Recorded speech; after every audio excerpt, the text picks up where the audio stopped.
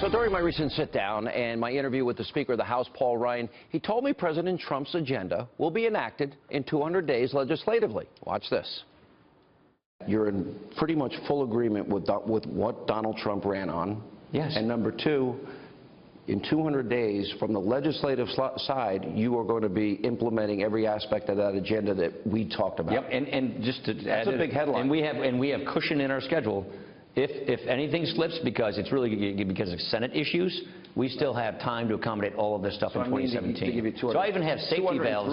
I have cushions built in the schedule to make sure this all gets done in 2017. Because I believe in case something happens and goes sideways on the Senate. I'm pretty sure that'll stimulate the economy, get people back to work, and get the economy moving again, which I think we need. That's what we're hired to do.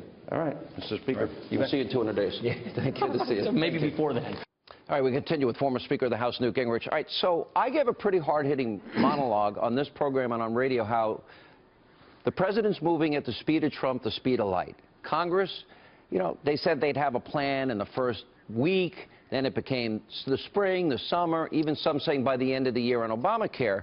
And so I went and the Speaker said, nope, it's all legislatively going to be done in 200 days. He said that the health care bill, consensus bill, was being scored by the CBO. Then on my radio show, I interviewed Jim Jordan, and I interviewed Congressman Dave Bratt, and I interviewed Congressman Mark Meadows, and they all said they'd never even seen the bill that's being scored. And I'm like, what's going on here? I'm getting nervous. Does that concern you? No, I think it's a process of people trying to get things done. I think that's the legislative process. Look, I think that there's going to be a lot of turmoil, and I think Paul Ryan thinks that. That's why he said to you he's built in some cushion. These are huge, huge issues, and people can legitimately disagree about different parts of it. The leadership is going to have a bill to repeal Obamacare and replace it.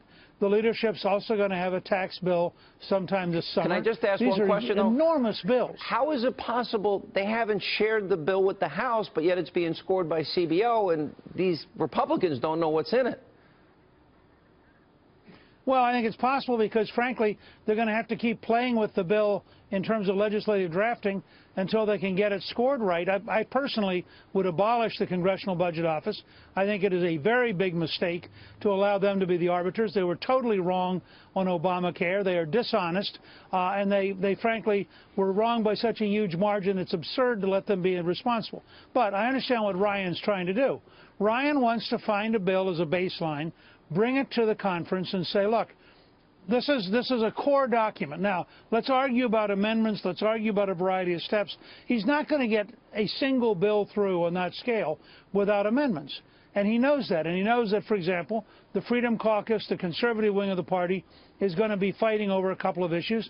He's also got to raise the question, will he get a single Democratic vote? Because if he has to carry the whole thing on the Republican side, he has a relatively narrow margin for error. All right, I'm impatient by nature. I've had a sense of urgency since I came out of the womb. I like to get things done faster. Am I being too impatient and expecting? Like, I was a little upset they didn't have a replacement consensus bill already done after Election Day. And it seems that this is going a little too slow for me. Is 200 days about right legislatively? You got a lot done in 100 days.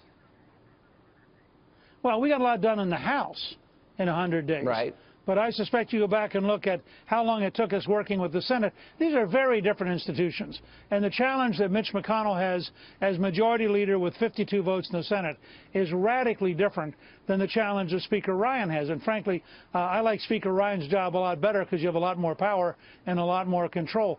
But there's another thing to remember, Sean. You and I were very convinced that Donald Trump would win.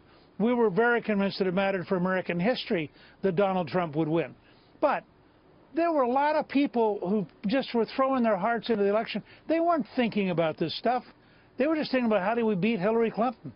And I think this is very different than either Reagan. Reagan had 16 years from the time he gave his first great Goldwater speech to the time he got to be the president. I had, ironically, 16 years from the time I arrived as a freshman until we became a majority and I was Speaker.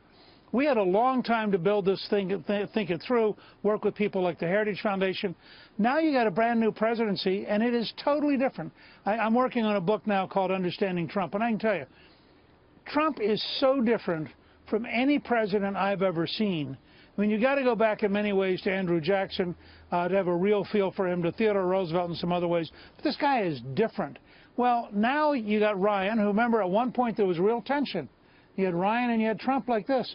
They've been having dinner. They've been talking with each other. Reince Priebus is doing a great job because he is Paul Ryan's closest friend, and he is Donald Trump's chief of staff. They're gradually coming together. I think that's a big deal. Okay, so 200 days you think is a real possibility in terms of the time frame, and you don't think it... All right, listen, I'm willing to take the Speaker at his word, but I was surprised that fellow congressmen, Republicans, had no idea about the bill. That surprised me, but I'll keep an eye on it. We're going to hold them accountable. No.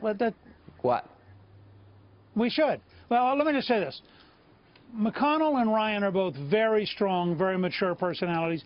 Both of them centralize things more than I would, but that's their style. They're now working with Trump, and they're getting to know each other better and better. These are three really determined people. I suspect that 200 days fits exactly within where the Trump team wants to be, and I think you're going to see, well, I mean, look, you know me. If this stuff breaks down, I'm going to be on the show saying it's breaking down. I'm not going to cover for it. All right, that's a promise. But I'm moderately optimistic, okay? I was more optimistic when I talked to him than less optimistic when I talked to the other guys. So, all right, Mr. Speaker, thank you. Good to see you.